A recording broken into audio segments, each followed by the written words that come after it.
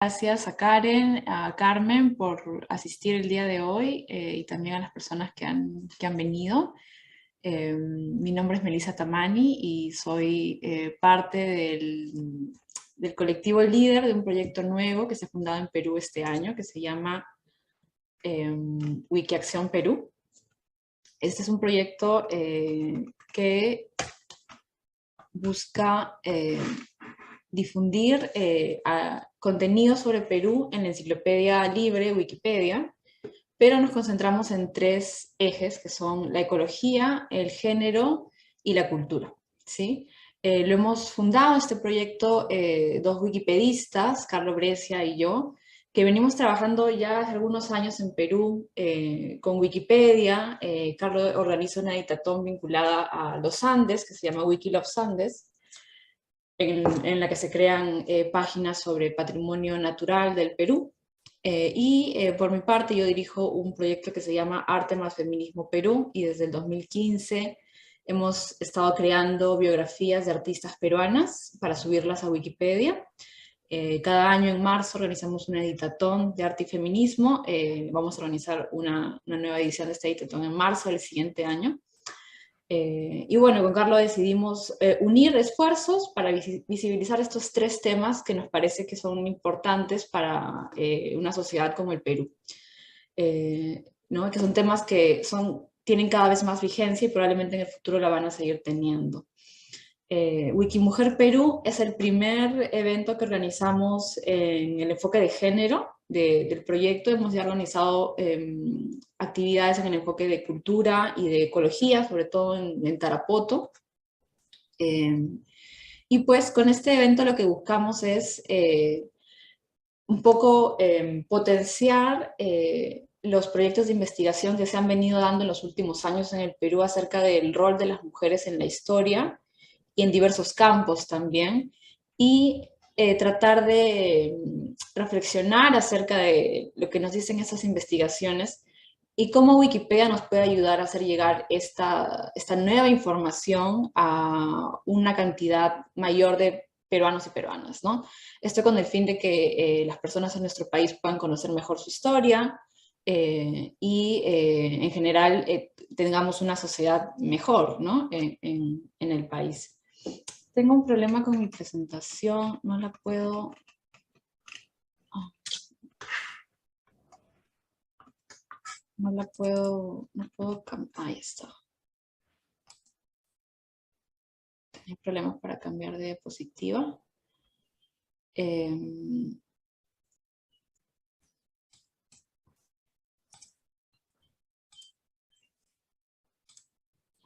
encuentro 1 de Wikimujer Perú está dedicado al tema de peruanas pioneras de la igualdad. Y decidimos empezar por este tema porque a raíz del bicentenario de la independencia del Perú es que surgieron una gran cantidad de proyectos, tanto del Estado como también ciudadanos, para recordarnos a todos los peruanos el rol que han tenido las mujeres en nuestra historia desde la independencia hasta mediados del siglo XX, ¿no? Uno de esos proyectos es el que ha desarrollado Karen, del cual nos va a contar más el día de hoy. La idea del conversatorio es conjugar un poco la experiencia de Karen desarrollando este proyecto con la experiencia de Carmen, que es una lideresa del movimiento Wikimedia en México y tiene una iniciativa para visibilizar contenido vinculado a mujeres en Wikipedia y ver cómo podemos desde el Perú también hacer un trabajo similar, ¿no? El conversatorio se llama Iniciativas de recuperación de biografías de peruanas pioneras en la igualdad de género y su difusión en Wikipedia. Están llegando cada vez más personas, los voy a ir transmitiendo conforme van llegando.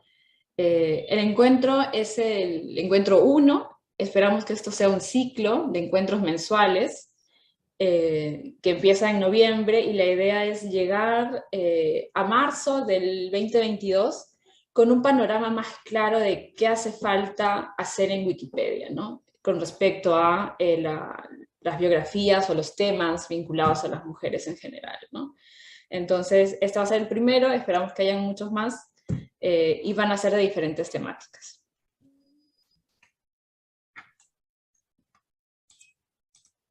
Voy a admitir a 2 personas más que se acaban de unir.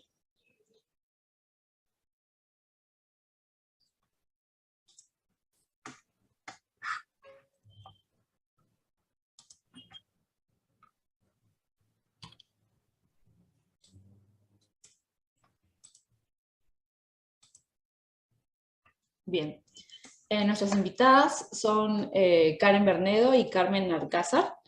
Voy a presentar primero a Karen para que haga su presentación. Karen Bernedo es curadora, magíster en antropología visual, diplomada en el posgrado de estudios de género por la PUC. Se desempeña como docente en la Facultad de Artes Escénicas de la Universidad Científica del Sur. Entre sus más recientes proyectos curatoriales se encuentran Las Primeras, Mujeres al Encuentro de la Historia, presentado por la Universidad, por el Centro Cultural de la Universidad del Pacífico, Emancipadas y Emancipadoras, Las Mujeres de la Independencia del Perú, presentado en el Centro Cultural de España en 2019, y Las Patriotas, presentado en la Sala Larco 770 de la Municipalidad de Miraflores. Recientemente estrenó el documental sobre mujeres y monumentos que lleva por título El Patrimonio Invisible, apoyado por la Universidad de Ciencias Aplicadas, y ha publicado un artículo sobre cine y memoria para el libro Peruvian Cinema of the 21st Century, publicado por Palgrave en 2021. Es cofundadora del proyecto colectivo Museo Itinerante Arte por la Memoria, acreedora del premio de la Fundación Prince Claus en el 2014, y el Premio Nacional en Arte en Favor de los Derechos Humanos, otorgado por diversas organizaciones de la sociedad civil. Bien, le doy el pase a Karen. Muchas gracias, Melissa.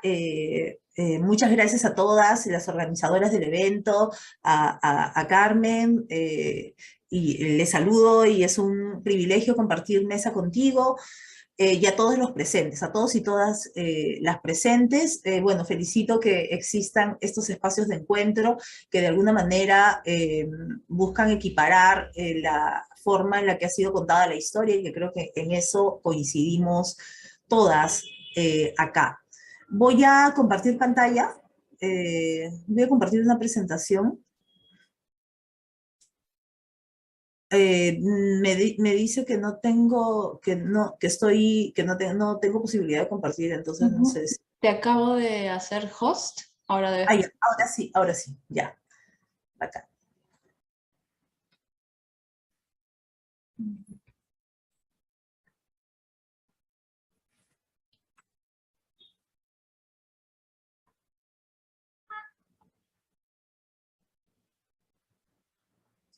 Ya está.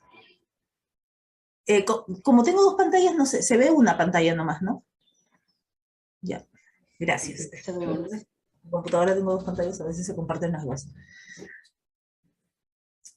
Bueno, yo voy a hablar de el proyecto Archivos Impostores para la Recuperación de la Historia y la Memoria de las Mujeres Peruanas. Ese es el nombre completo del proyecto. Es un poco complejo porque la web que aloja a los archivos impostores se llama Archivo de la Mujer Peruana, y de alguna manera lo hicimos así porque no queríamos que la gente vaya con la idea de que eran archivos impostores. Eso lo descubres cuando vas leyendo la web, leyendo de qué se trata el proyecto, ¿no? En fin, ¿no? Pero la idea, de alguna forma, era que se confundan, ¿no? Dentro de la gran serie de archivos que vienen siendo compartidos, recuperados, rescatados, ¿no? Que esos archivos se pierdan ahí, ¿no? Entonces, este proyecto formó parte de los proyectos que ganaron los estímulos económicos para la cultura del año 2020 en la parte de arte para la transformación social, ¿no? Entonces, la idea siempre fue tener también un componente pedagógico y herramientas pedagógicas alrededor de este proyecto. Básicamente, y en resumen, el proyecto se trata de construir, de imaginar, de recrear portadas impostoras, ¿no? Portadas que no existieron, pero que sí, pero todos los hechos que están recreados y retratados ahí fueron reales, ¿no? Hechos protagonizados por mujeres que nunca fueron portada, quizá nunca fueron difundidos, quizá nunca salieron en el relato mediático y de alguna manera la idea era eso, ¿no? Un poco contrarrestar este relato mediático patriarcal, ¿no? Que ha primado en la prensa. Y cogiendo la estética de la portada, ¿no? Siempre tenemos esta idea en este imaginario de que lo más importante es lo que sale en la portada, ¿no? La noticia del día es lo que sale en la portada. Y revisando justamente para estos proyectos que mencionaste en la presentación que hiciste sobre mí, Melissa, tanto para el proyecto sobre las mujeres republicanas, que es las primeras mujeres al encuentro de la historia, como la muestra que ahora estoy haciendo en el Museo Metropolitano, que se llama Históricas, precursoras de la igualdad en el siglo XX, me hicieron revisar muchos archivos precisamente de la etapa republicana, que es la etapa que contempla este proyecto, ¿no? Entonces ahí me di cuenta de algunas cosas, ¿no? Y sobre eso es la exposición que quiero hacer ahora, ¿no? Esa ruta a través de la cual llego a hacer o conceptualizar los archivos impostores. Este proyecto ha sido realizado con Carlos Risco.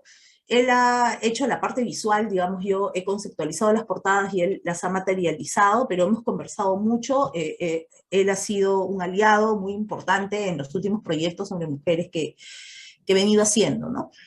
Entonces, bueno, una de las primeras cosas que me viene a la mente, y por eso quiero traer esto como ejemplo, es quién cuenta la historia y cómo se cuenta la historia, ¿no? Entonces yo revisaba las revistas ilustradas de 1921, ¿no? De julio de 1921. ¿Qué pasaba en julio de 1921? Bueno, el centenario de nuestra independencia, ¿no? Y ahí aparecen, ¿cómo aparecemos las mujeres? No aparece ninguna mujer protagonista de la gesta de la independencia, aparecen puros hombres, ¿no?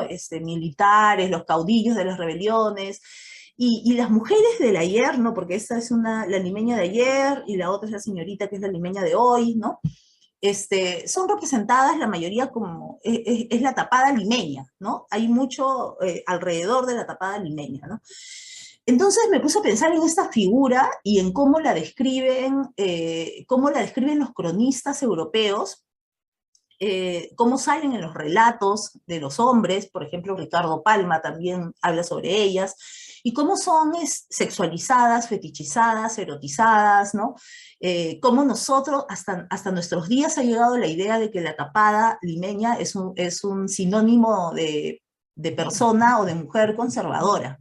Y era absolutamente todo lo contrario, ¿no? Fue una figura transgresora, las tapadas fueron prohibidas por edictos durante siglos y sobrevivieron a siglos de prohibiciones. Y no solamente eso, sino que la tapada limeña, gracias precisamente a esta tapadura, esta veladura, que no se le veía la cara, se sentía más libre en una época en la que la mujer no transitaba en el espacio público a relacionarse con otros, ¿no? Entonces acá hay algunos óleos de Rugendas que grafican a estas tapadas, ¿no? Estéticamente, igual que el dibujo de Sabogal, son erotizadas, ¿no? Son sumamente erotizadas, fetichizadas y sexualizadas, ¿no?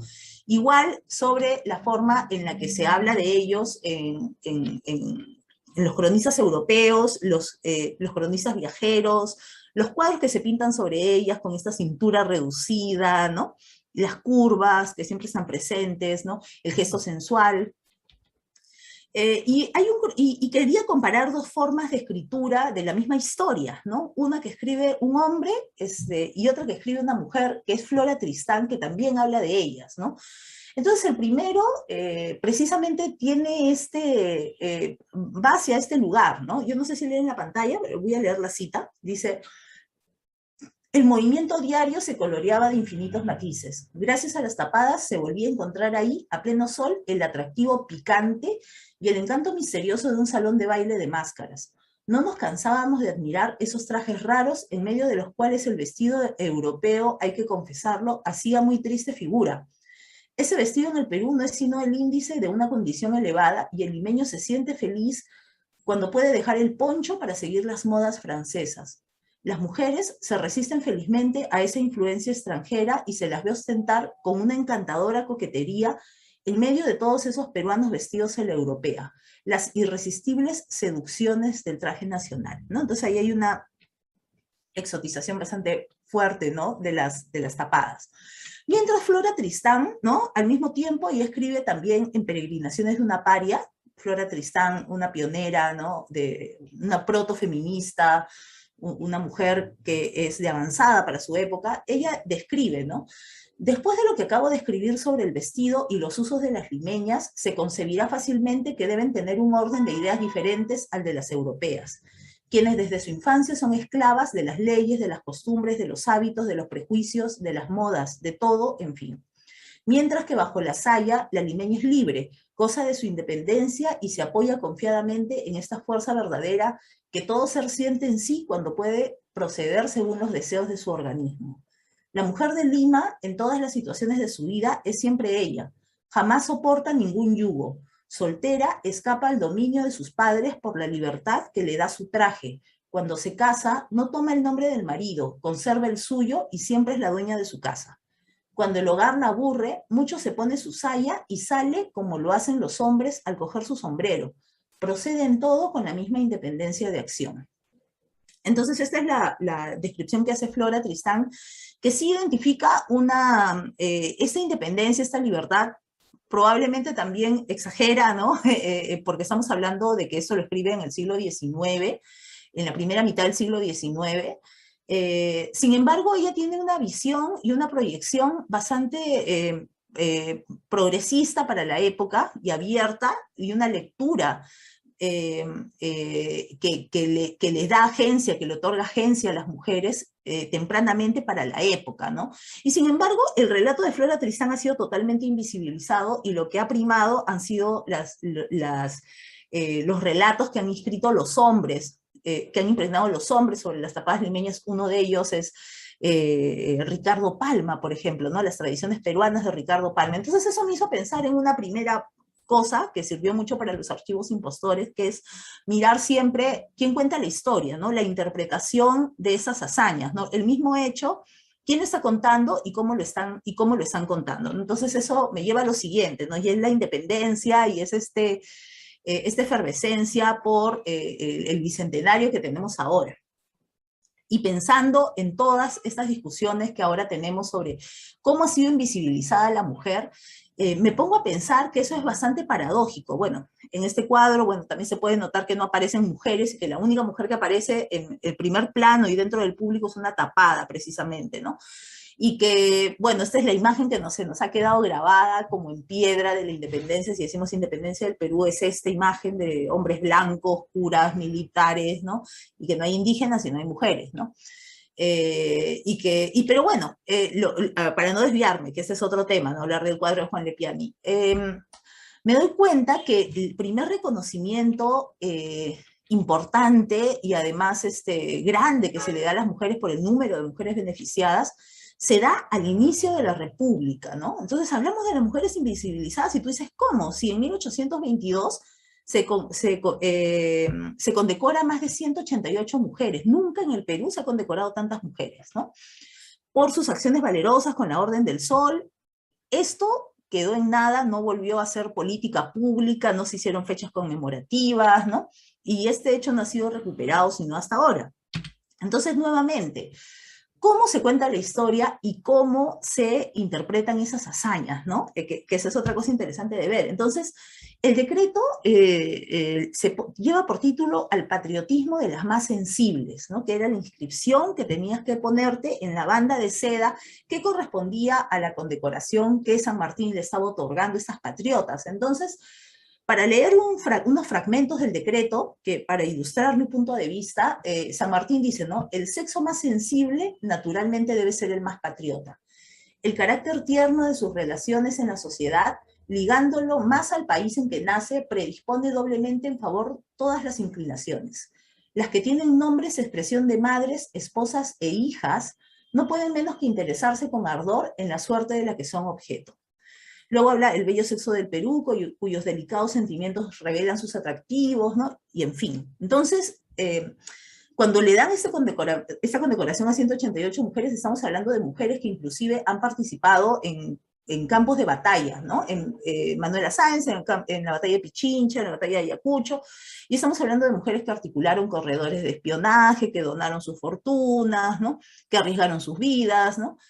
Y sin embargo, este primer reconocimiento estatal interpreta sus hazañas como que son patriotas porque son buenas madres, son buenas esposas y son buenas hijas. Es interpretado desde ahí, ¿no? ¿Cómo no va a ser el bello sexo, el más delicado, el más patriota? Entonces hay un ideal romántico que impregna este hecho y que de alguna manera desactiva el potencial político que tienen ellas, ¿no? Porque están transgrediendo precisamente esos roles donde San Martín las está encasillando. Bueno, esa es una lectura. Sin embargo, este reconocimiento hay que entender que fue hecho en 1822 desde otro horizonte cultural, otro horizonte de sentido, y hay que reconocer que es el único que se hace en casi 2 siglos de vida republicana, y por eso es importante también, ¿no? Entonces eso va a derivar a una suerte de desviaciones también, ¿no? Que van a haber en relación a las interpretaciones de mujeres de la historia, y aquí tenemos a esta fotografía icónica de la madre patria de los estudios de los hermanos Curret, que es traído de la revista Mundial, ¿no? De estas procesiones cívicas donde habían muchas señoritas de sociedad que se vestían de madre patria, ¿no? Y que eran fotografiadas por los hermanos Curret, ¿no? Y que se han vuelto fotografías icónicas que circulan hasta hoy, ¿no? Entonces, nuevamente, una madre patria vinculada a un ideal europeo, ¿no? El rol de la maternidad, y no hay mujeres indígenas tampoco en esas representaciones. Tanto es así que, bueno, hasta en un artículo del año 2020, para ilustrar a las mujeres de la independencia, colocan la fotografía de una madre patria, de alguna manera, de una mujer anónima, ¿no? Que encarna más bien un ideal, es una alegoría, más allá de una protagonista con nombre propio. Entonces, lo mismo va a ocurrir en el centenario, ¿no? Hablamos de fines del siglo XIX, de la madre patria, y luego me reviso, pues, todos los archivos del centenario de la independencia, a ver cómo aparecemos las mujeres, y me doy con la sorpresa que sí, aparecemos en varias portadas, en varias carátulas, todas aparecemos como madre patria, como la justicia, ¿no? Como eh, como la victoria, ¿no? Pero ninguna protagonista con nombre propio aparece en 1921, ¿no? Son las alegorías, son esta encarnación del ideal romántico. Entonces yo ahí veo también esta desactivación y proyección de valores morales sobre, ¿no? Las hazañas, los protagonismos de las mujeres, una invisibilización, ¿no? Este llenar, ¿no? De alegorías también es una invisibilización.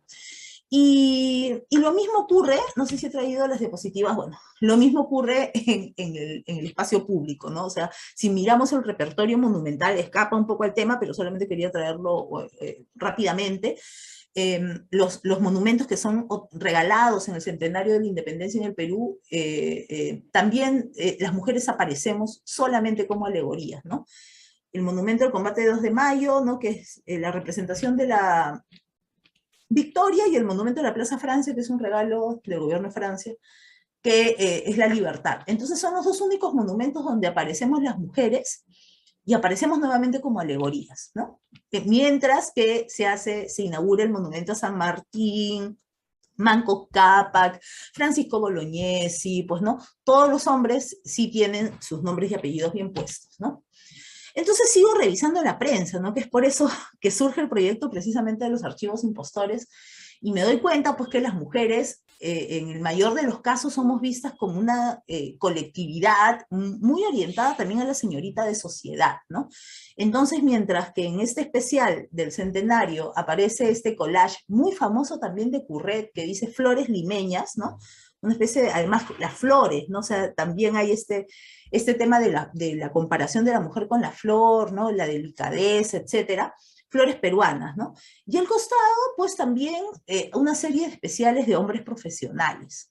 Pero para 1921, que es la fecha de este especial, estamos hablando de que ya hay mujeres universitarias, porque las mujeres pudimos acceder a los estudios universitarios en el Perú en 1908. Sin embargo, ahí no hay, ¿no?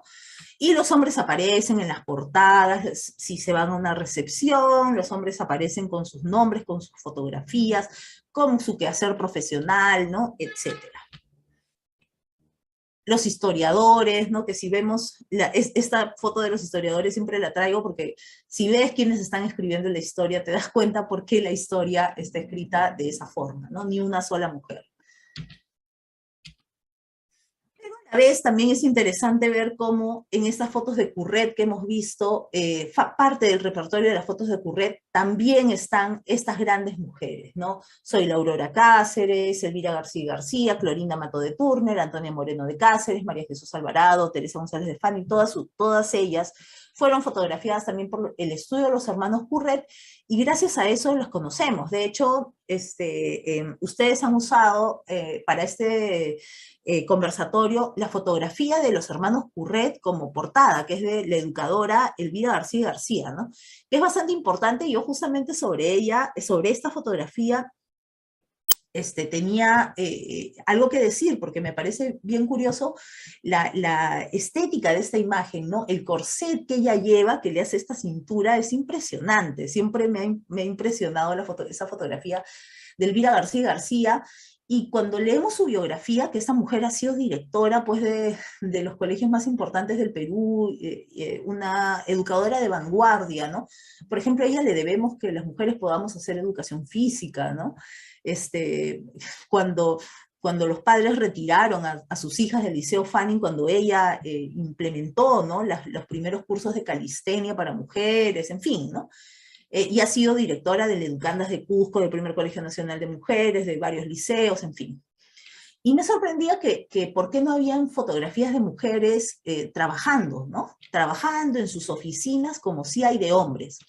Y encontré una foto de Elvira García García en su escritorio en el Colegio de Educandas. Una fotografía muy deteriorada que está en un libro de la Biblioteca Nacional muy antiguo, pero me sorprendió que es esta la foto del corset, la que siempre circula sobre ella, ¿no? Y que hay muy pocas fotografías de mujeres trabajando, ¿no? Sí, inclusive en la representación de la imagen, ¿no?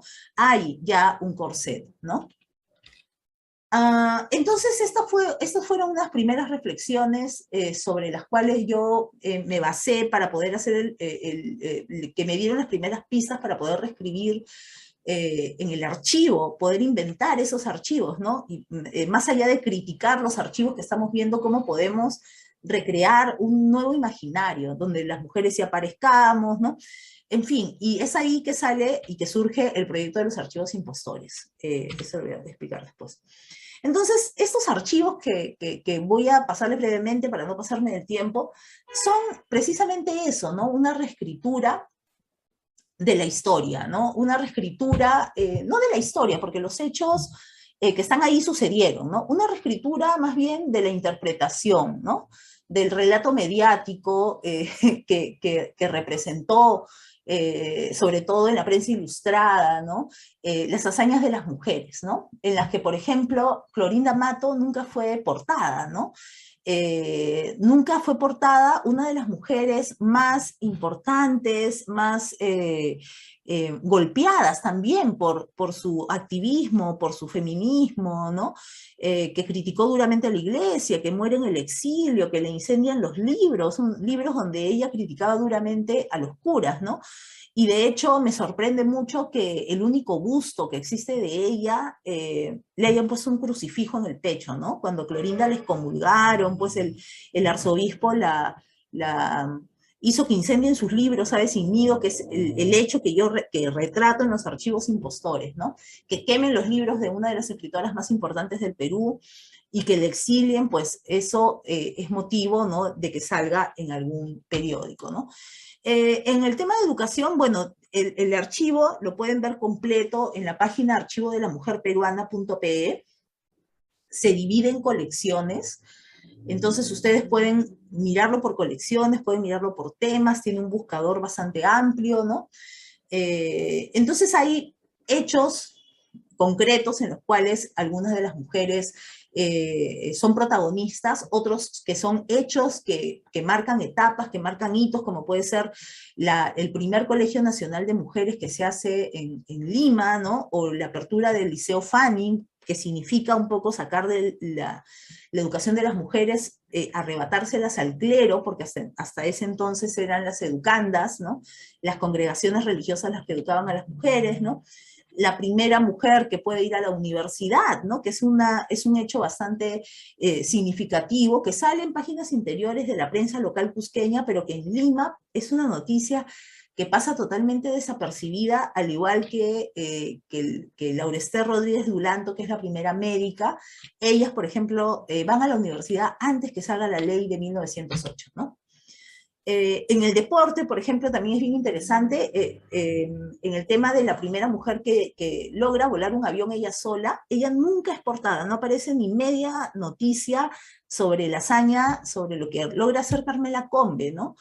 Y es bien interesante porque sí aparece Carmela Combe en las noticias, pero porque hay un accidente aéreo donde ella está con un piloto, ¿no? Varón. Entonces dicen, el piloto tal se accidenta y su acompañante Carmela Combe, ¿no? Y la señorita Combe lo acompañaba. Cuando Carmela Combe es una aviadora, es la primera aviadora que existe en el Perú, la primera mujer que logra volar un avión sola, ¿no? Y sin embargo aparece, ¿no? Porque estaba ahí acostado con un hombre. Bueno, hay otro tema que es los hitos del movimiento obrero, en lo cual las mujeres tampoco figuramos mucho, porque inclusive en los periódicos anarcosindicalistas, el mundo obrero es un mundo muy masculino, entonces los temas de las mujeres se ven un poco invisibilizados, ¿no?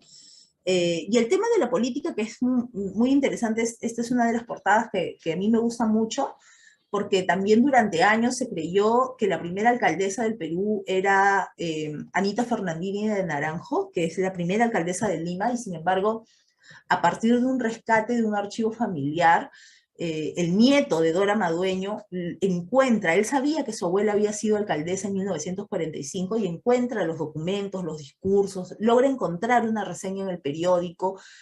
Y han pasado años, o sea, ¿cómo pueden haber pasado tantos años para nosotros saber quién fue la primera alcaldesa del Perú, ¿no? Y cómo pudimos habernos confundido pensando que era una señora limeña que fue alcaldesa designada además por una junta militar, no por designada democráticamente, escogida democráticamente, porque era de provincia y eso también hace pensar en el relato centralista limeño, ¿no? Que es bastante grande, ¿no?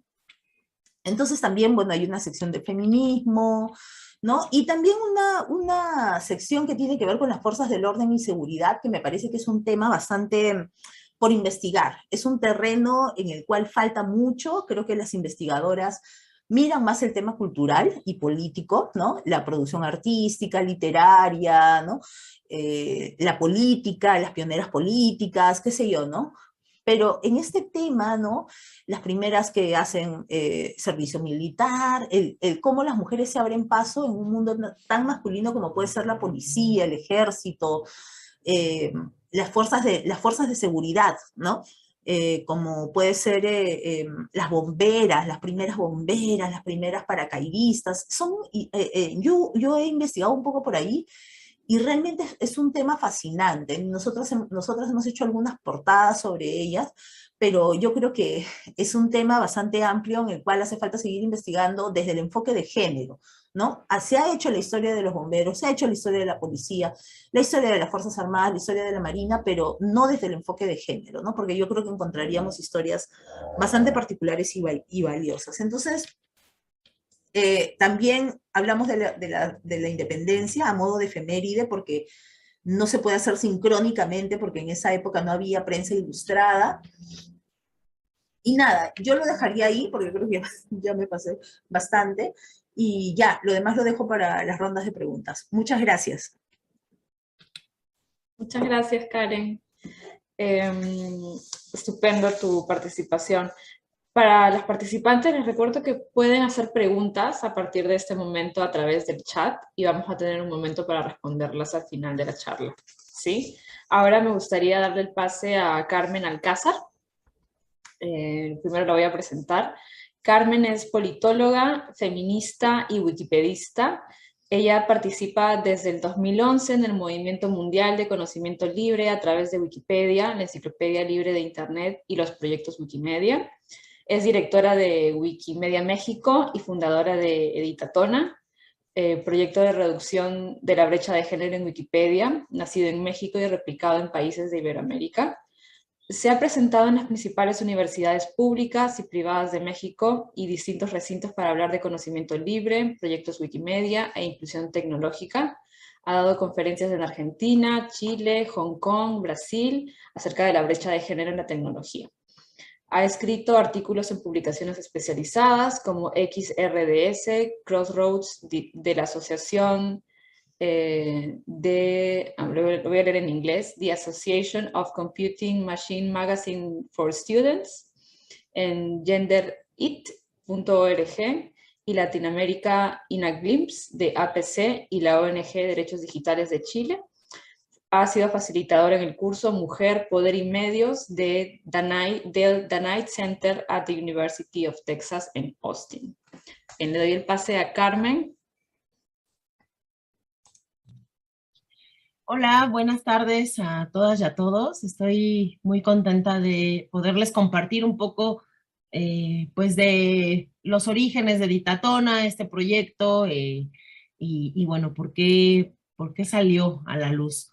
Voy a compartir mi pantalla.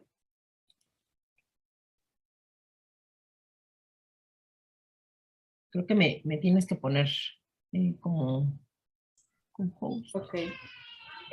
Karen, ¿podrías pasarme el host a mí, me parece? Y yo se lo paso a Karen. Al costado de mi nombre, Wikiacción Perú, ahí hay una opción para hacerme host.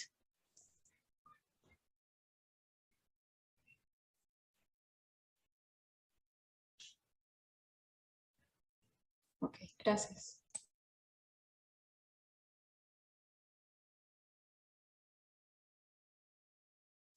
Listo, Carmen, ya puedes compartir.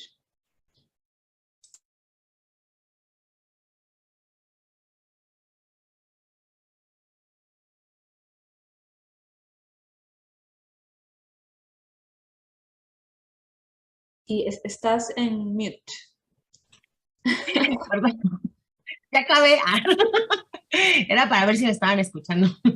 Bueno, que alce la mano a quien no le ha pasado esto en esta pandemia. Pero bueno, justo lo que les quería, o lo que estaba diciendo antes de desmutearme, era que quiero contarles sobre Editatona, cómo este proyecto, nacido en la Ciudad de México, pero replicado por la necesidad en muchos otros países de habla hispana.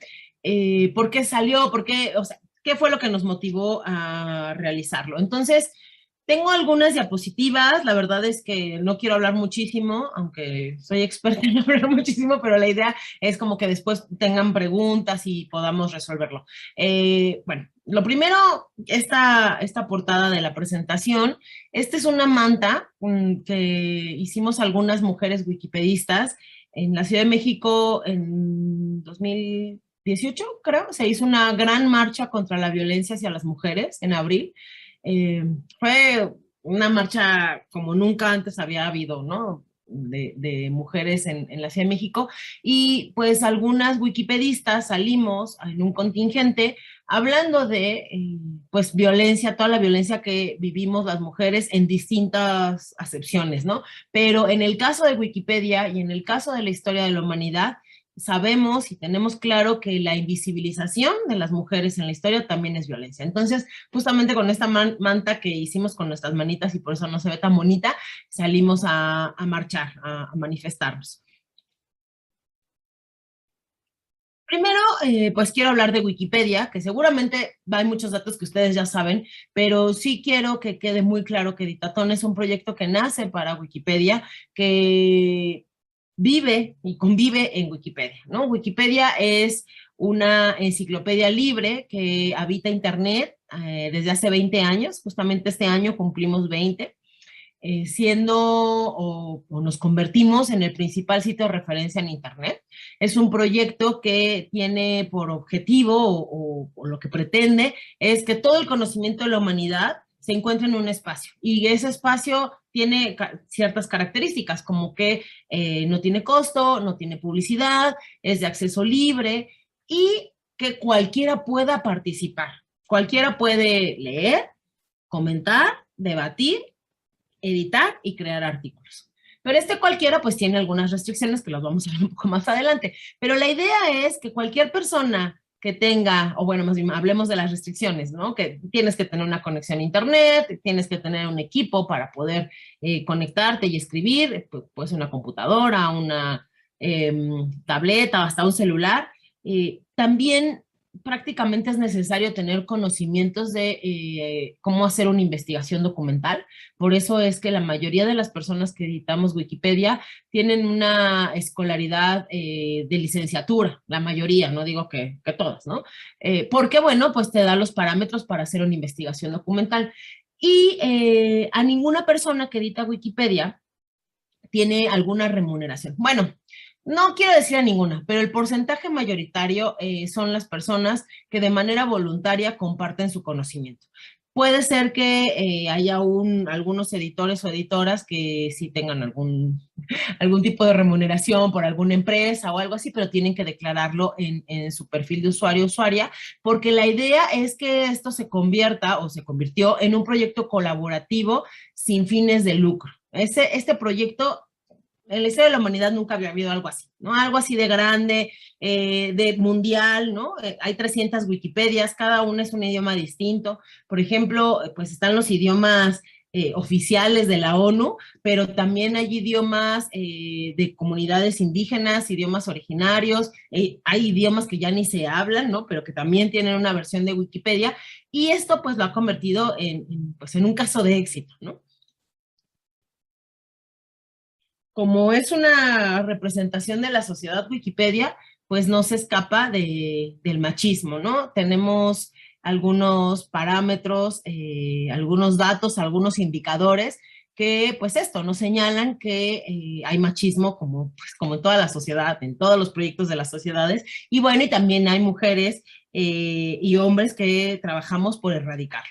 Algunos de los indicadores que tenemos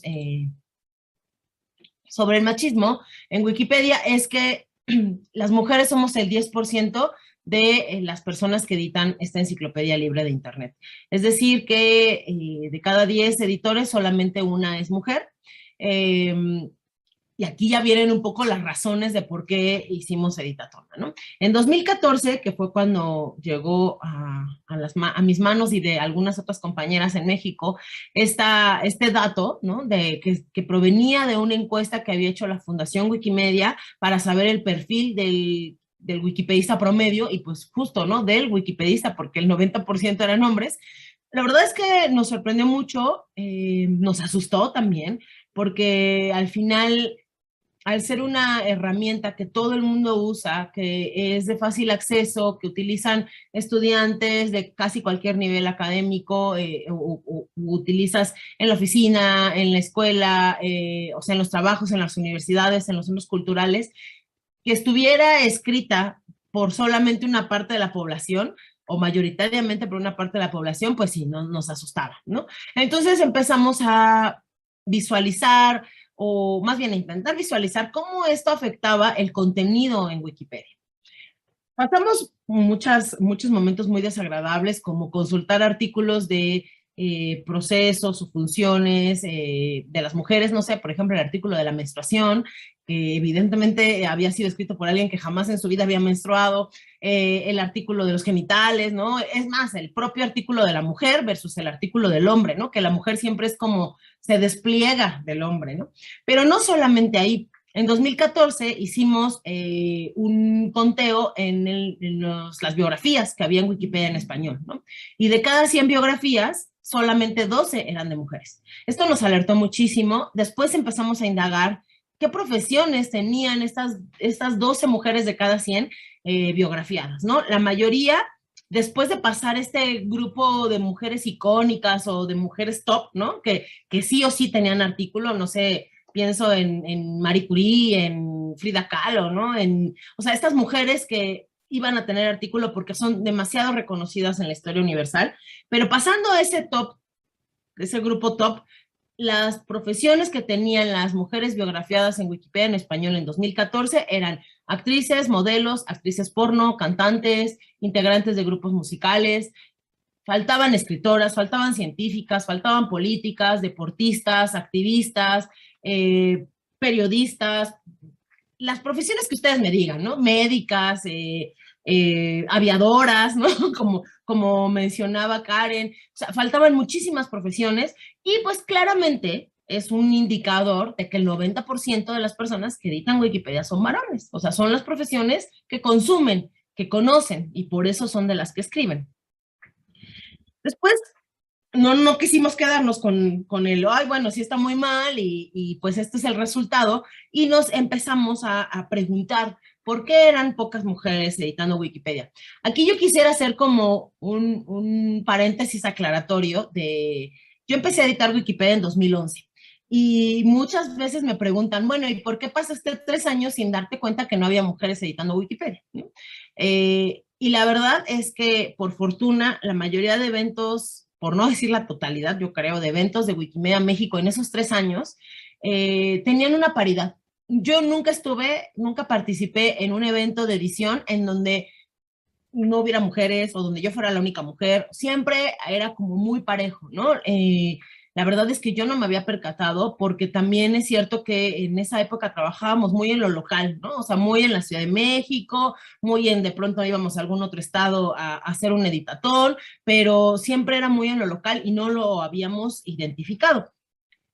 Entonces también me costaba trabajo pensar qué era lo que pasaba. Claro, me costaba trabajo a mí, como una mujer con muchos privilegios, ¿no? Que se cuestiona y que los reconoce como tal, pero me costaba trabajo entender por qué las mujeres no editaban Wikipedia. Entonces, platicando con otras compañeras, pues tenemos varias razones, externas e internas a Wikipedia, aunque todas las podemos resumir en machismo, ¿no? En machismo o en patriarcado, como le quieran llamar, porque son razones históricas.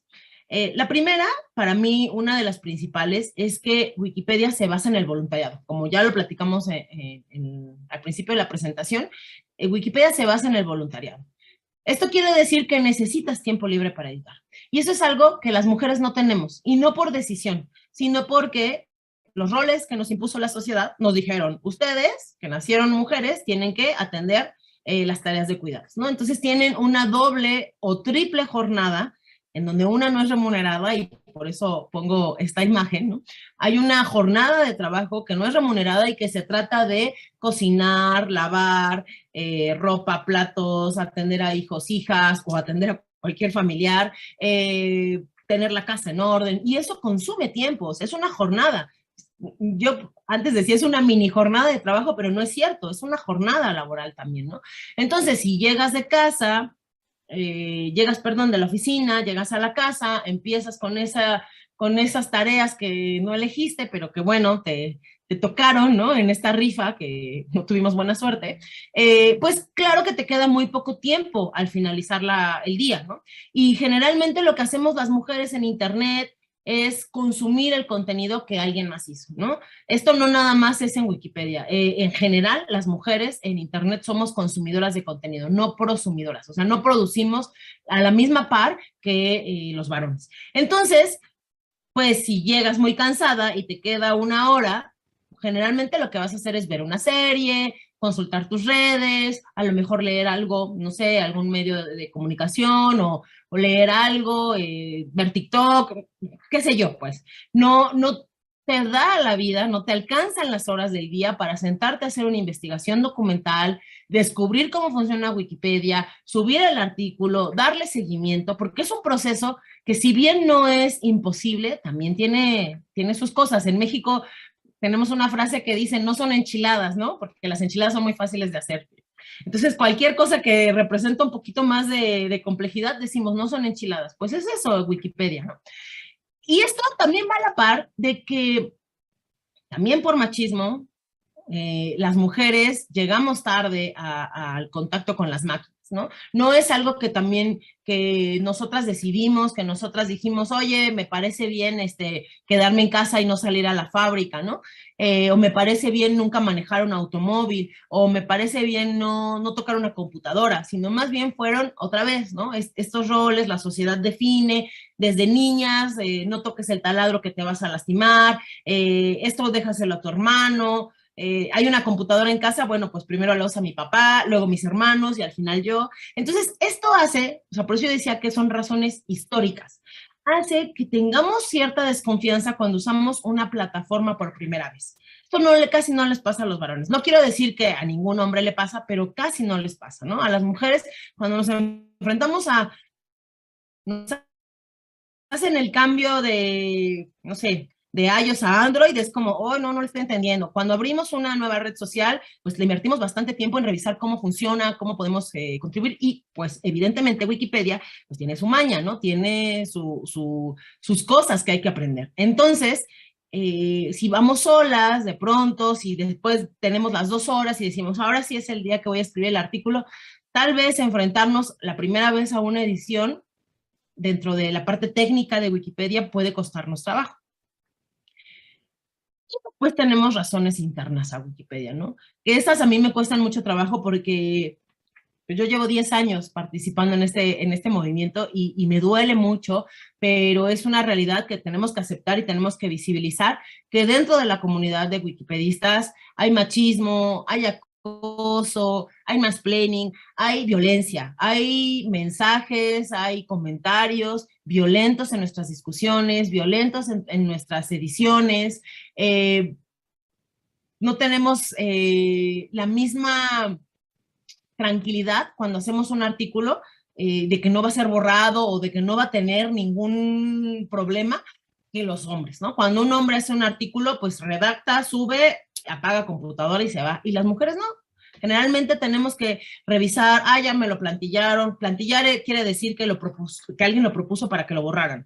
O ya me pusieron que no es relevante, o ya me hicieron alguna macho explicación en lugar de mansplaining colonialista, ¿no? A mí me pasó, por ejemplo, que estaba haciendo un artículo de una mujer muy importante para la comunidad náhuatl, que además, bueno, pues muchos países en América Latina usamos la herbolaria, ¿no? Entonces, esta mujer era una promotora de herbolaria y alguien en España me puso que cómo me atrevía yo a decir casi que había estudiado en la UNAM, siendo que promovía las pseudociencias, ¿no? Como la herbolaria. O sea, ese tipo de comentarios, pues evidentemente te hacen sentir incómoda, y estoy hablando de un comentario que tal vez no era violento, ¿no? Nada, a mí me dio mucha risa, ¿no? Pero no te dan ganas de volver a Wikipedia, ¿no? O sea, es como todo un círculo. No tienes tiempo, no le sabes también a la parte técnica, ya que lo haces, empiezas a recibir estas agresiones, te borran el artículo, no tienes tiempo de discutir, ¿no? Esa es otra cosa, en Wikipedia se discute mucho y pues necesitas tiempo para discutir. Entonces, lo que termina por pasar es que dices, ay, o sea, no le voy a invertir estas horas sagradas de mi tiempo libre a un espacio en donde no me la paso bien. Estas son algunas de las razones, hay más, ¿no? Y hay más que bueno, ustedes tal vez las empezarán a vivir como wikipedistas, pero estas son como las más cotidianas o las más generales. Entonces, con estas razones dijimos, bueno, ¿qué pasa? Necesitamos un espacio. Bueno, antes de Editatona, yo empecé a pensar, bueno, pero si las mujeres ya tuvieran como un tiempito, si nosotras como que les cuidamos a los hijos, hijas, ¿no? No sé, tenemos como alguien voluntaria que diga, yo me encargo de la niñez estas 3 horas para que puedan editar.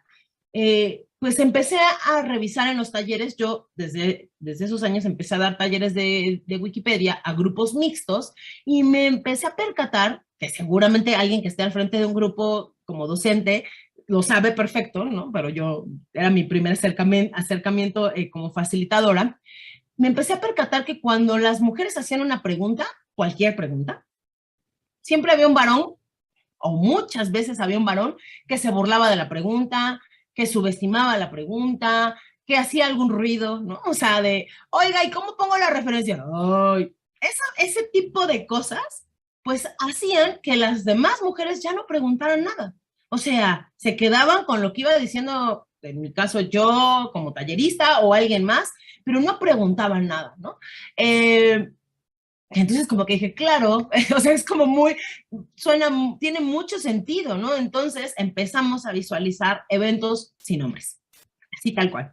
Dijimos, necesitamos un taller que solo sea para mujeres, en el cual se pregunte cómo se pone la referencia y nadie lo cuestione, en el cual podamos libremente comentar, preguntarnos no solo cosas de Wikipedia, sino en general, no quiero decir de la vida, sino como de la compu, de internet, ¿no? Porque afortunadamente yo he estado en editatonas en donde hablamos hasta de contraseñas seguras o cómo pasar fotos de manera segura, o sea, ese tipo de cosas, ¿no? Porque se convirtió en un espacio de mucha seguridad que solamente participan mujeres. Entonces, empezamos con un taller y nos dimos cuenta que necesitábamos practicar, o sea que no se podía quedar en un taller nada más de edición. Y dijimos, bueno, pues si hay editatones, que hay editatonas.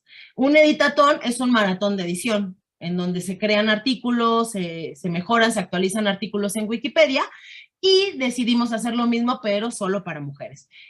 Entonces, la definición de editatona es un evento de edición en donde participamos de manera colectiva, de manera simultánea, presencial antes de la pandemia, durante la pandemia, pues a distancia, nos juntamos mujeres para crear biografías, para mejorar algunas que ya existan, para subir imágenes, para aprender a editar Wikipedia y otras cosas. ¿Por qué?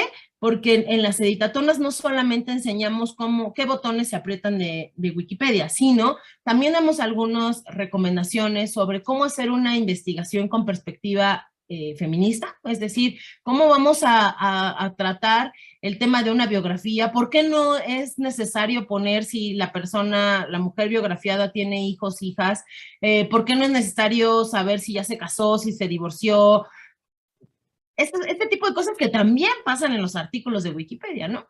Y hablamos también del lenguaje incluyente no sexista, es decir, vamos haciendo las cosas que como wikipedistas con algunos años nos topamos, o sea, que fue complicado, las vamos advirtiendo desde antes. Por ello es que mi querida Ana Torres, que es la directora ejecutiva de Wikimedia Argentina, la nombró a Editatona como la versión feminista de un editatón, ¿no? Al final, también en los editatones podemos escribir sobre mujeres, pero en las editatonas lo hacemos desde otra perspectiva, en un espacio más seguro. Creo que eso es lo más importante. Quiero irme un poco más rápido porque creo que no sé cómo voy de tiempo, pero bueno. Al final, pues logramos hacer la editatona, no les voy a negar, fue muy complicado en un inicio. Les estoy hablando de esto 2014, finales de 2014, fue muy complicado porque nos enfrentamos a que compañeros internos a Wikipedia, internos a Wikimedia México y externos nos acusaban de separatismo, sí, sí son eventos separatistas, de discriminación, sí, sí hay discriminación positiva, ¿no? De que entonces ya no se iba a escribir sobre hombres, que si los hombres ya no podían editar Wikipedia. Afortunadamente, yo como integrante de Wikimedia México, pues siempre tuvimos claro que iba a haber editatonas, pero también iba a haber editatones, ¿no? O sea, que no es que íbamos a cambiar el rumbo totalmente, sino íbamos a hacer ambas cosas, porque ¿qué necesitamos en Wikipedia? Más manos que le escriban, de hombres y de mujeres. Claro que esto está enfocado más hacia las mujeres. Y bueno, las mismas que seguramente todas aquí hemos escuchado alguna vez de, ay, que también los hombres sufrimos, también nos matan, esta que me encanta, ni machismo, ni feminismo, humanismo. Y pues bueno, como dice la tacita, lágrimas de hombres, así dijimos, lloren, vamos a hacer. O sea, porque al final hubo como una inyección de terquedad. ¿De dónde salió? No lo sé. Pero dijimos, lo vamos a hacer sí o sí, porque necesitamos estar en Wikipedia y porque ustedes no nos están dejando llegar. Ustedes nos comunican en cada acción que no somos bienvenidas. Entonces necesitamos hacer una manada o necesitamos hacer un grupo. Y bueno, pues esto que va de la mano, ¿no? Había burlas, había descalificaciones, se cuestionaba que no íbamos a poder, que seguramente iba a ser 2 editatonas y ya. Y bueno, la primera editatona fue en enero de 2015 y hace una semana tuvimos la última editatona o la última hasta hoy, porque mañana tenemos otra, o sea, porque esto no ha dejado de funcionar, ¿no? Y bueno, ¿Qué hace falta para que más mujeres lleguen a Wikipedia? Pues lo primero es que hay que buscar objetivos comunes. Creo que el objetivo que nos une a todas es que necesitamos entender que es importante visibilizar a las mujeres. En Wikipedia, pero en los medios de comunicación, en el cine, en los libros, en las tesis, en los documentales, en las revistas especializadas. Necesitamos hablar de las mujeres, de lo que hacemos las mujeres, de las actividades, de los logros que tenemos las mujeres.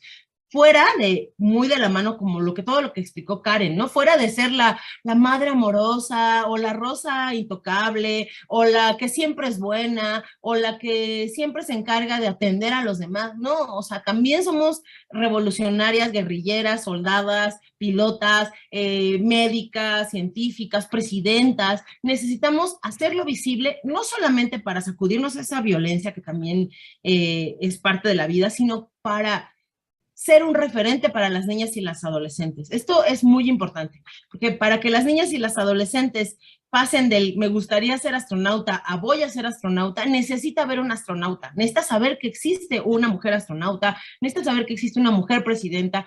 ¿Y esto dónde lo vas a ver? Pues Wikipedia es uno de los campos en donde puede aprenderlo, ¿no?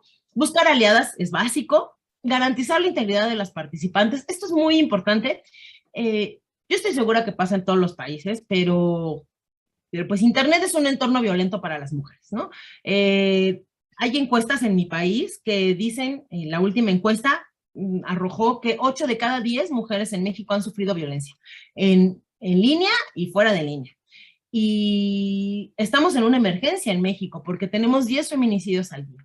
Entonces, si vamos a construir cualquier otro espacio, o sea, no solamente me refiero a Editatona, sino cualquier espacio que vamos a construir de y por mujeres, tenemos que asegurar la seguridad, ¿no? Valga la medio redundancia. Tenemos que garantizar la integridad, tenemos que tener un plan de acción, tenemos que tener qué vamos a hacer si llega alguien que no es invitado, qué vamos a hacer si hay una agresión. Afortunadamente ahora la Fundación Wikimedia, que es la propietaria legal de Wikipedia, está trabajando, bueno, no solo la fundación, sino el movimiento, estamos trabajando en un código de conducta, porque aunque no lo crean, después de 20 años no teníamos un código de conducta, y tenemos algunos protocolos, ¿no? Para asegurar la tranquilidad y el bienestar de las personas que editan y participan en alguno de los proyectos. Los siguientes son algunas fotos con algunas cosas que son indispensables en las editatonas. Bueno, un espacio seguro y confiable. Todas estas fotos son de editatonas presenciales. En esta estuvimos editando sobre políticas mexicanas, guardería. Esto es muy importante cuando hacemos editatonas porque a veces llegan mamás o cuidadoras que pues necesitamos quitarles al niño o niña para que puedan dedicarse a editar y que estén seguras de que van a estar seguras las chiquitas o chiquitos y que tampoco se van a aburrir. Disponibilidad y paciencia para resolver dudas. Pasa, ¿no? Yo en esta editatona justo teníamos varias mujeres un poco más grandes que tal vez ¿cómo decirlo? Su trabajo con las computadoras no era tan frecuente como las más jóvenes y a veces costaba un poco más de trabajo, pero no era imposible. Esta editatona justamente fue arte y feminismo, creo que fue 2017, 2018, por ahí, en el Museo Universitario de Arte Contemporáneo. Y bueno, entender que no es un proyecto, Editatona, que busca reunir a las mujeres solo por reunirlas, ¿no? O sea, lo que queremos demostrar y demostrarnos es que juntas somos más fuertes, que no es lo mismo que tú llegues a Wikipedia y te pongas a editar y te borren y no sepas qué hacer, o sí sepas qué hacer, pero vayas sola, a que vayas con una comunidad, ¿no?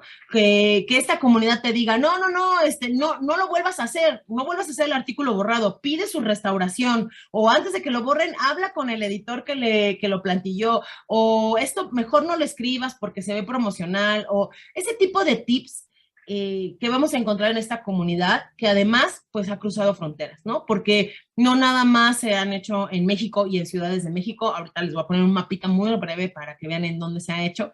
Y entender también que la interpretación del mundo, incluyendo Wikipedia, pues tiene que hacerse desde una perspectiva de género, ¿no? Desde una perspectiva feminista, que cada vez nos da menos miedo de llamarnos feministas, pero yo sé que todavía hay algunas reticencias, y entonces es importante que si vamos a estar en un sitio en donde está compendiando la historia de la humanidad, pues tiene que venir la visión de la mitad de la humanidad, o sea, no la pueden escribir solamente los hombres, ¿no? Y que tiene que ser divertido, porque si es aburrido, la gente no regresa, ¿no? O sea, no me refiero solo a las mujeres, en general, si no te la pasas bien, pues no quieres volver. Y en Editatona lo hemos logrado, aún a distancia, aún en las salas de Zoom, hemos logrado pasarla bien. Claro que con bibliografía para hacer los artículos, y esto es importante por todo lo que les decía, aparte de la violencia, es que nuestros artículos tienen un doble escrutinio, doble o triple, ¿no? Y además lo pongo entre paréntesis, no son nada discretos, o sea, nosotros ya sabíamos, ahorita van a empezar los borrados, ¿no? Vámonos a revisar artículo por artículo antes de que alguien los plantille, porque esto sucede. Entonces, como sabemos qué va a pasar, pues entonces tener una estrategia, más bibliografía, mejores fuentes, asegurarnos de que de la mujer que estamos escribiendo es relevante, enciclopédicamente hablando. No quiero decir que sea relevante o no, porque pues todas somos relevantes, pero que cumple con los estándares de Wikipedia. Y bueno, ya para acabar, se han hecho editatonas en todos estos países, que yo además cada que lo digo se me enchina la piel durísimo, porque justamente la foto que acompaña el mapa es... ¿se acuerdan de esta canción que hizo un grupo de chilenas, este performance de Un violador en tu camino, que hizo este grupo chileno llamado Las Tesis, que además empezó a replicar en todos los países? Esta foto es la de la Ciudad de México, del ensayo previo, porque lo hicimos en el Zócalo, y justamente esto mismo me llama, ¿no? O sea, es con la rapidez que se empezó a replicar en distintos países este performance, que le pone un alto o que visibiliza la violencia que vivimos en todos nuestros países de América Latina, pues lo mismo sucedió con Editatona. Se empezó a hacer, y se ha hecho en países en donde ni siquiera hay grupos de editores y editoras de Wikipedia, ¿no? Pienso, por ejemplo, en el caso de Nicaragua, que no había un grupo como tal, o sea, no había un Wikimedia México, un Wikimedia Argentina, y se empezaron a hacer editatonas en esos países. Y bueno, tenemos, el logro para mí más importante es que no solamente con Editatona, porque no es el único proyecto que está encaminado a reducir la brecha de género en Wikipedia, pero hemos logrado pasar de ese 12% de 2014 a un 22% de biografías de mujeres en Wikipedia en español. Sé que sigue siendo un número no confortable, pero bueno, poco a poco, ¿no? Vamos. Y tenemos un par de premios, uno que nos entregó el gobierno de la Ciudad de México, la medalla Omeciwat, y el premio Frida, que fue otorgado por la CNIC y el gobierno de Canadá. Y pues bueno, ahí la dejo. Si quieren tomar una captura de esto si quieren contactarnos después, que son nuestras redes sociales, y si no, bueno, pues acá estamos para las preguntas. Muchas gracias. Muchas gracias, Carmen. Yo voy a presentar algo súper breve también. Les recuerdo que pueden ir ya planteando preguntas desde este momento en el chat. Ok, gracias, Carmen, por darme el host. Voy a presentar algo muy rápidamente para poder pasar a las preguntas.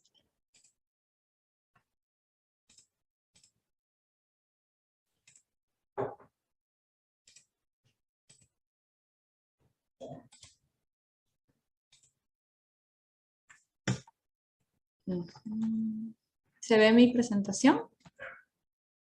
Sí, perfecto.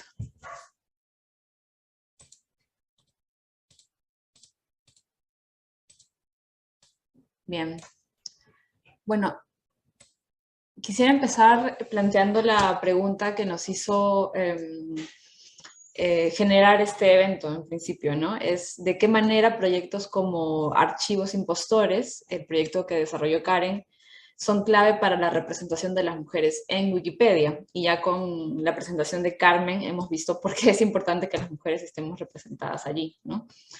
Y me gustaría hablar un poco acerca del criterio de relevancia en Wikipedia, ¿no? Porque nosotros venimos haciendo editatones desde hace varios años, en mi caso desde el 2015, y uno de los problemas con el que siempre nos topamos es que cuando creamos artículos sobre mujeres, como mencionó Carmen, inmediatamente después, o casi inmediatamente después de que los creamos, otras personas que están editando Wikipedia nos suelen plantillar los artículos, es decir, plantillar es como poner una etiqueta en el artículo indicando una variedad de cosas, ¿no? Por ejemplo, una de las más comunes es este artículo, este tema no es relevante para la enciclopedia, no es relevante para Wikipedia, entonces proponen que sea borrado, ¿no?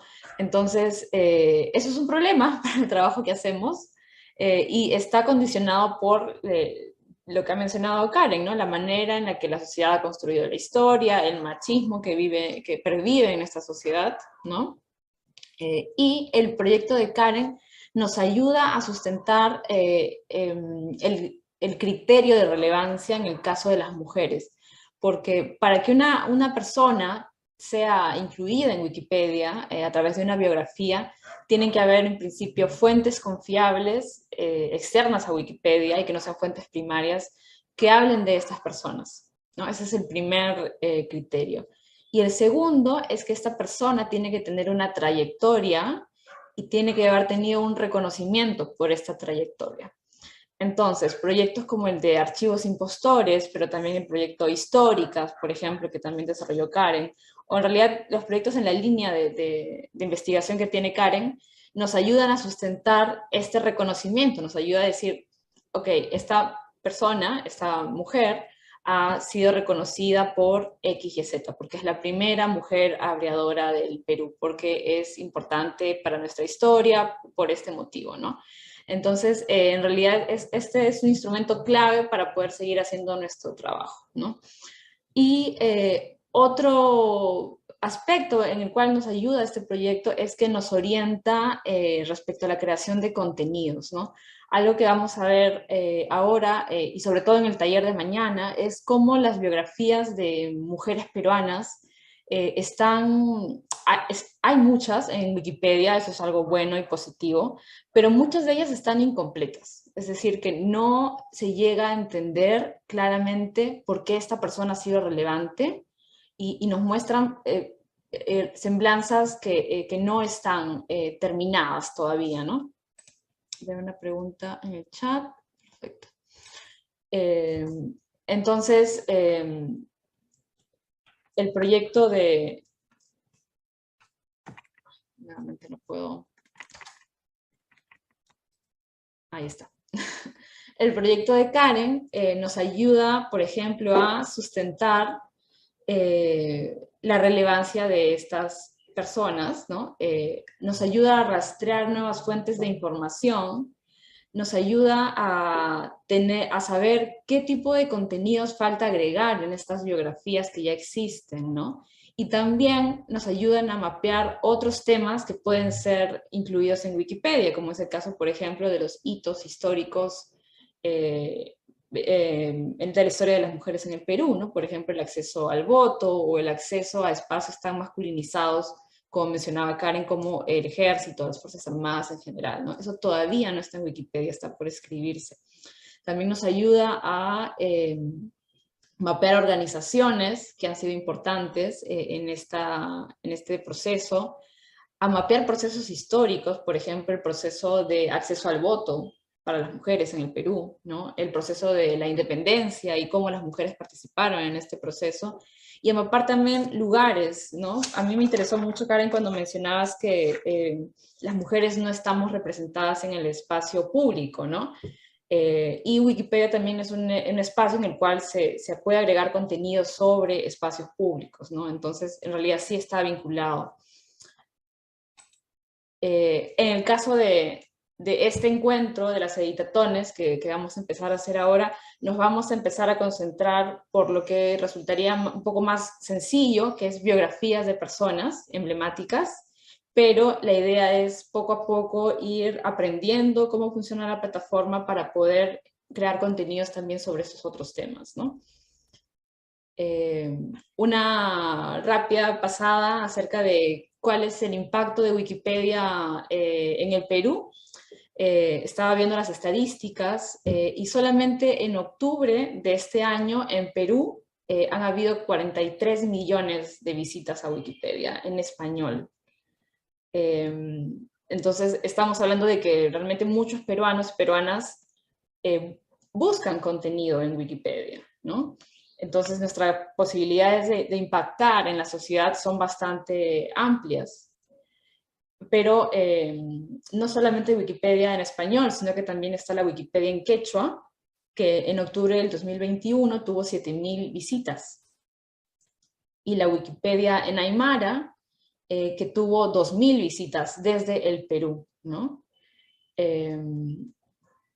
Ahora, para mí fue súper interesante el proyecto del archivo de la mujer peruana, de Archivos Impostores, porque me permitió concentrarme en un tema, ¿no? Y a partir de ese tema mapear qué tal estaban las biografías de mujeres peruanas en Wikipedia, ¿no?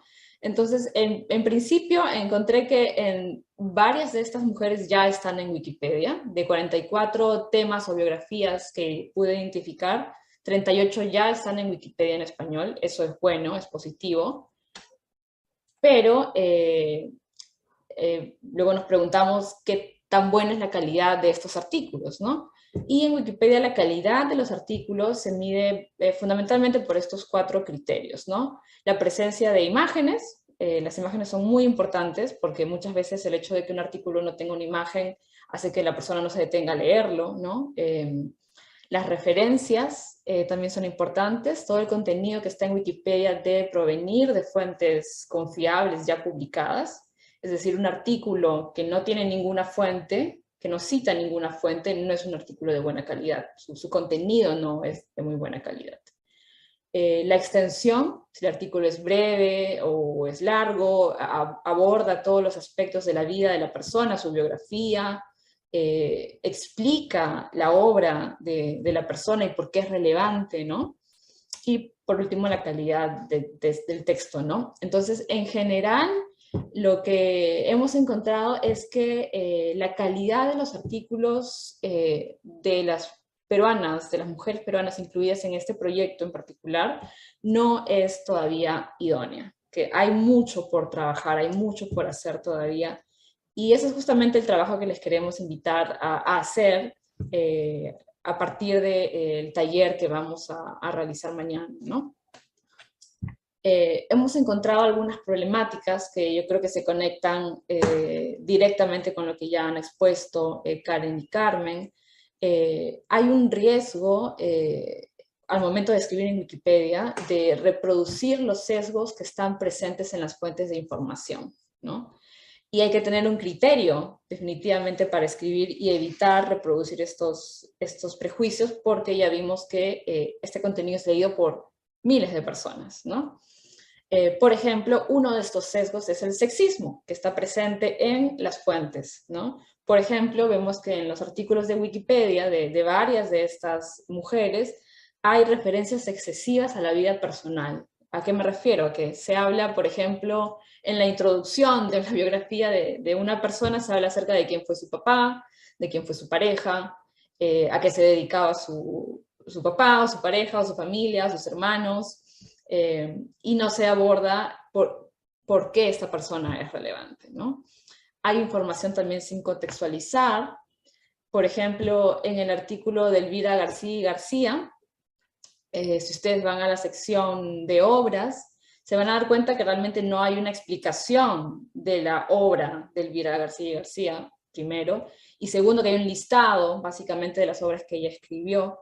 Y si van a la parte final de la imagen, donde dice La mujer peruana a través de los siglos, que es el libro que ella publicó, que es realmente importante, ¿no? Se menciona algo que está descontextualizado y que de alguna manera influye en cómo las personas leen la obra de Elvira García y García, ¿no? Se dice que el libro presenta un conjunto de decenas de semblanzas de mujeres peruanas, pero ha sido calificado por el historiador Raúl Porras Barrenechea en su libro Fuentes Históricas como, comillas, un arsenal de ingenuidades románticas indocumentadas, ¿no? Probablemente Raúl Porras Barrenechea dijo eso, pero lo dijo en un contexto, y si lo ponemos de esa manera, descontextualizada, estamos de alguna manera avalando eso, ¿no? Y creo que esa no es la idea. Entonces, este tipo de cosas están por corregir todavía en Wikipedia. Tenemos artículos tan importantes como el de Mercedes Cabello Carbonera, que no tiene referencias, es decir, no cita fuentes desde el año 2005, y varios otros, ¿no? Hay algunas excepciones, como por ejemplo el artículo de Clorinda Mato de Turner, que tiene una extensión adecuada, presenta una visión completa de quién fue ella, tiene referencias, tiene las imágenes. Me gustaría también hablar brevemente de las imágenes, ¿no? Que coincido contigo, Karen, que es importante porque las imágenes cuentan historias, ¿no? Y para los afiches de este evento decidimos utilizar las imágenes que estaban disponibles en Wikimedia Commons. Wikipedia tiene un proyecto hermano que se llama Wikimedia Commons, que es donde se alojan todos los archivos multimedia, imágenes, audios, videos. Entonces, para ilustrar un artículo de Wikipedia, uno tiene que subir las imágenes a Commons. Y esas imágenes son de uso libre, son de uso gratuito, uno puede descargarlas, copiarlas, modificarlas, etcétera, ¿no? Entonces, realmente que personajes de la historia del Perú estén en Wikimedia Commons significa que las imágenes sobre ellos y ellas van a poder ser utilizadas fácilmente por una gran cantidad de personas, ¿no? Y en el caso de Elvira y García, esa es la única imagen que está en Commons en este momento de ella, ¿no? Entonces, parte de nuestro proyecto también, de lo que queremos hacer con Wikiacción Perú, es empezar proyectos de digitalización, ¿no? Y de poder ilustrar los artículos de mujeres peruanas con otras imágenes, ¿no? Hay mucho contenido que ya ha pasado al dominio público, que en el Perú es 70 años después del fallecimiento del autor o la autora. Entonces ahí hay una gran oportunidad para ir digitalizando imágenes. Lo que necesitamos es saber dónde están esas imágenes, ¿no? Y saber también añadirles la información pertinente, ¿no? Por ejemplo, la foto de Elvira y García está subida a Commons, pero no se dice que es del archivo correcto. Entonces no se cita la fuente, ¿no? Entonces esa es información que las personas que están enteradas del tema pueden donar, ¿no?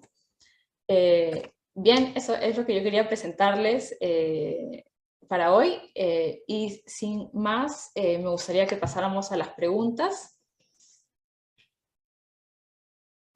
Voy a dejar de compartir pantalla.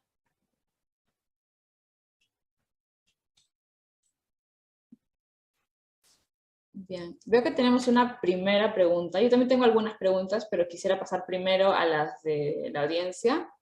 Juliana Álvarez nos pregunta, ¿creen que es necesario generar espacios para visibilizar a las mujeres en el tiempo y fortalecer sus capacidades desde la escuela? Carmen. Sí, bueno, no sé, Karen primero si quieres. Como quieran, ¿eh? Dale, Carmen. Si va Carmen primero y luego Karen. Ok, pues sí, la verdad es que por múltiples razones, al menos me refiero a Wikipedia, es benéfica que se incorpore desde la educación, yo diría superior. Media superior todavía es un poco, todavía están saliendo de la adolescencia y luego hacen cosas que no se deben de hacer en Wikipedia, que de todos modos la hacen, aunque no esté Wikipedia en el aula, pero hemos tenido muy buenos resultados incorporando con docentes, al menos en México trabajamos con 11 universidades públicas y privadas, y lo que hacemos es que en lugar de prohibir el uso de Wikipedia, o sea, en lugar de verla como enemiga, se convierte en una aliada. Y lo que se hace es editar, ya sea todo el grupo, por equipos o de manera individual, ciertos artículos que se van a trabajar durante todo el semestre pues, de las clases. Y esto, además de que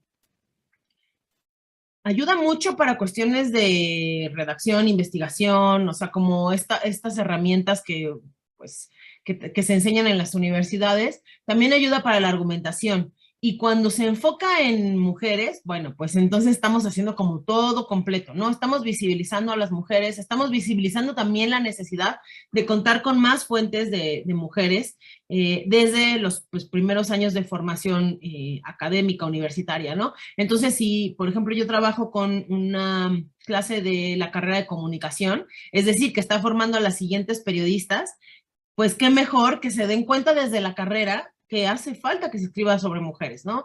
Qué mejor que ellas mismas al hacer los artículos se den cuenta que no hay las mismas referencias de hombres y de mujeres, que cuesta más trabajo encontrar notas periodísticas que hablen sobre mujeres, porque estoy segura que cuando salgan, cuando egresen y lleguen a la vida laboral, van a incorporarlo, como, o sea, van a atacar esa necesidad.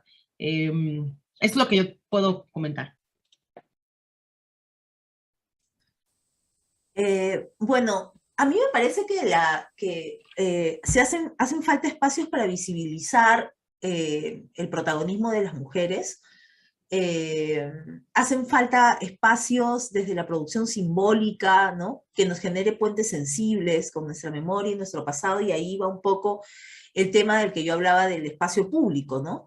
¿Qué cosas, quiénes son los que tenemos en la cabeza nosotros, ¿no? La pregunta es bien interesante, porque yo cuando empezaba a investigar sobre las mujeres decía, bueno, ¿quiénes, si a mí me dicen Miguel Grau, Francisco Bolognesi, Alfonso Ugarte, ¿no? Manco Cápac, yo inmediatamente tengo una imagen acústica, ¿no? Que son los libros de textos escolares, las láminas, toda esa visualidad que se ha quedado como grabada en piedra en nuestra cabeza, más allá de la información, ¿no? Y sin embargo, cuando yo digo nombres como Tomás Atito Condemaita, Ventura Jalamaki, ¿no? Absolutamente no se te viene a la cabeza ninguna imagen, porque no existe alrededor de las mujeres una visualidad, un repertorio cultural, producción simbólica. Entonces yo creo que hace falta desde la escuela aplicar una currícula desde el enfoque de género, ¿no? A pesar de que los grupos conservadores en América Latina se oponen radicalmente y llenan de mentiras la política pública de aplicar el enfoque de género, o sea que constantemente el enfoque de género está siendo atacado, ¿no? Entonces hay que defender precisamente eso, que la enseñanza sea igualitaria, sea paritaria, ¿no? Pero más allá de eso, creo que hace falta espacios de memoria, ¿no? Las 188 mujeres condecoradas no tienen una fecha conmemorativa. Entonces, ¿tú cómo mantienes la memoria viva de una protagonista de tu historia si no tiene monumentos, si no hay parques, si no hay plazas, si no hay rituales, si no hay fechas, ¿no? Cuando los héroes hombres tienen, bueno, desfiles cívicos, ¿no? Miguel Grau tiene, ¿cuántas plazas tiene Miguel Grau? Plazas centrales, ¿no?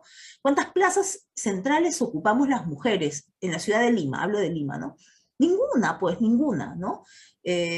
Absolutamente todos nuestros monumentos, nuestros espacios de memoria son marginales, ¿no? Entonces yo creo que ya todo ese repertorio simbólico, toda esa construcción, ¿no? Esos referentes fueron realizados desde un horizonte cultural, desde un horizonte de sentido muy distinto al que estamos ahora, ¿no? Entonces yo creo que es momento de cambiarlo, ¿no? O sea, es momento también de exigir paridad en el espacio urbano, ¿no? Paridad en la enseñanza escolar, universitaria, ¿no? En los sílabos de los profesores que nos enseñan en la universidad, cuántas autoras mujeres se están leyendo, ¿no? Yo creo que es momento de comenzar a fijarnos en esas cosas, ¿no? Y no puede ser que siempre exista la excusa de que no hay, ¿no? Un panel de hombres, es que no hay mujeres, pues no hay historiadoras, no hay escritoras, no hay profesoras, no hay, ¿no? Y no, están ahí, sí estamos ahí, ¿no? Entonces eso, ¿no? Ahí lo dejaría yo. Solo para agregar una cosita, y es que en el Perú todavía no hay ejemplos, pero en otros países de Latinoamérica sí hay varios ejemplos de uso de Wikipedia en la escuela y en las universidades, ¿no? Y muchos docentes utilizan Wikipedia de manera regular, por ejemplo, para evaluaciones en cursos, ¿no? Escribir un artículo de Wikipedia puede ser un examen parcial o un examen final en estos casos, ¿no? Y hay muchos beneficios de hacer ello, ¿no?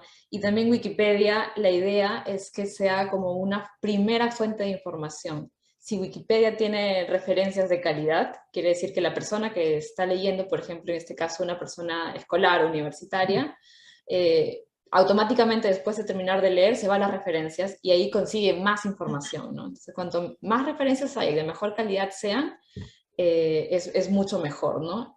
Muchas veces nos dicen, pero Wikipedia no es confiable. Y sí, puede ser que Wikipedia no sea confiable, pero para eso te mandamos a las referencias confiables, para que puedas contrastar el contenido, ¿no? Eso. ¿Alguien más pregunta? Carmen, Karen, ¿ustedes tienen alguna pregunta?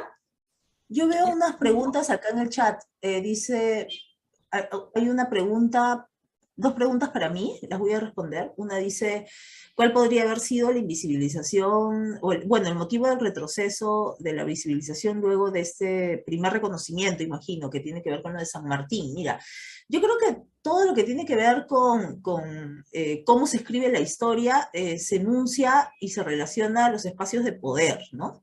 Entonces, tiene que ver con cuál es esa textura, ese horizonte cultural, político y de sentido por el cual transitan, ¿no? Esos tiempos. Entonces, cuando hablamos de San Martín quería en realidad dar ese reconocimiento, claro, reconoce a las mujeres desde esta perspectiva, ¿no? Muy holística, muy romántica, ¿no? Llena de valores y prejuicios y los preceptos del siglo XIX de lo que tenía que ser una mujer, pero en realidad él quería generar una clase monárquica, no tenía que ver con su proyecto político, da una condecoración, la orden, les da un título, son caballeresas de la Orden del Sol, ¿no? Pero en el segundo momento clave que yo analizo es el centenario, ¿no? Y el centenario Leguía tiene un proyecto absolutamente modernista, extractivista, pues vende pues, ¿no? la mitad del país, ¿no? A las transnacionales, pero también sumamente machista y hegemónico, y de hecho él cuestiona este reconocimiento que da San Martín y dice, bueno, algunas se los merecían y otras era porque era su amante, ¿no? Rosa Campuzano, por ejemplo, porque era su amante, ¿no? Entonces empieza a desmerecer inclusive el reconocimiento que se le da a Rosa Campuzano y a Manuela Sáenz, que por ejemplo ambas han sido reconocidas por la historia como compañeras sentimentales de Bolívar y de San Martín, y no en la trascendencia de su propio aporte como patriotas de la independencia, ¿no? Entonces, Leguía va a reproducir ese discurso, ¿no? Para desmerecer la condecoración de la Orden del Sol, y las mujeres para 1921 desaparecemos totalmente del relato de la independencia nacional. Estamos hablando de la primera mitad del siglo XX, ¿no? Donde hay una resistencia fuerte, se empiezan a hacer las organizaciones feministas, ¿no? Entonces, a la vez de que hay un proyecto político que las invisibiliza también desde los márgenes, hay mucha resistencia, que es la que finalmente consigue nuestros derechos, ¿no? Derecho a la educación, a ir a la universidad, ¿no?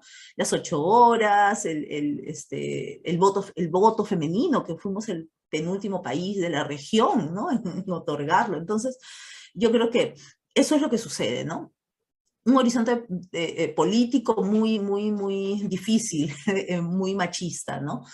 Y la segunda pregunta dice si en Lima ocurrió esa invisibilización en la mujer, que en las provincias de repente es peor. Mira, yo más bien creo lo contrario. Yo creo que lo que pasa en Lima es que en Lima existe un relato muy centralista, que además intenta contar un gran relato nacional, ¿no? Por ejemplo, en el tema de la independencia. Mientras en las regiones se cuentan los relatos locales. Entonces tú sí encuentras plazas centrales de mujeres en regiones, ¿no? Hay la plaza central donde está Tomás Atito Condemaita, una plaza central en Abancay donde está Micaela Bastidas, ¿no? La plaza de armas de Sangarará está Tomás Atito Condemaita. Entonces pienso que sí generaron estas mujeres, por ejemplo, patrones de heroicidad local, no nacional, pero sí local, ¿no? Y se reivindican, por ejemplo, en Cusco hay un congreso para reivindicar la memoria de Clorinda Mato de Turner, ¿no? Desde Cusco, o en Cusco hay, ¿no? Se conmemora, ¿no? A María Trinidad Enríquez, ¿no? Que era cusqueña. De hecho, ella aparece en los diarios cusqueños cuando logra ir a la universidad. Entonces yo creo que nosotros no nos enteramos en Lima pero en provincias hay, ¿no? Ellas son heroínas, ¿no? Se escenifica todos los años María Parado de Bellido, se escenifica todos los años Ventura Jalamaki, todo el pueblo participa, ¿no? Entonces yo más bien creo que en provincias creo que se rescata un poco más a las mujeres que en Lima, que se pierden dentro de todos los intelectuales, presidentes, escritores, protagonistas, héroes de la patria y etcétera, que son muchos, ¿no?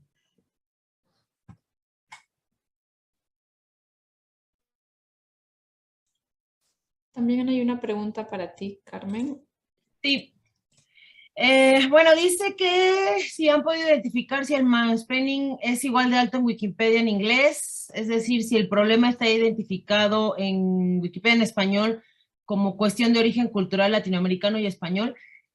No te puedo decir porque yo no estoy en Wikipedia en inglés, no, sí he editado algunas veces, pero lo que sí sé es que los datos, por ejemplo, de porcentaje de participación son globales. O sea, aplican para todas las Wikipedias. Seguramente hay Wikipedias en donde la brecha es aún más grande, pero yo creo que no es algo exclusivo de Latinoamérica o de Iberoamérica, ¿no? O sea, creo que, por ejemplo, las compañeras de Wikipedia en portugués, que pues es Portugal y Brasil, también lo viven, compañeras de la India, ¿no? Que allá es que es impresionante, ¿no? Ves las fotos de los eventos y son, ahí sí se ve el porcentaje, ¿no? 90% varones, 10% mujeres. Y bueno, pues editan, además de Wikipedia en inglés, varias Wikipedias de idiomas del país. Entonces yo creo que pues no es exclusivo de Latinoamérica, ¿no? Lamentablemente el machismo está pues en todos los países del mundo.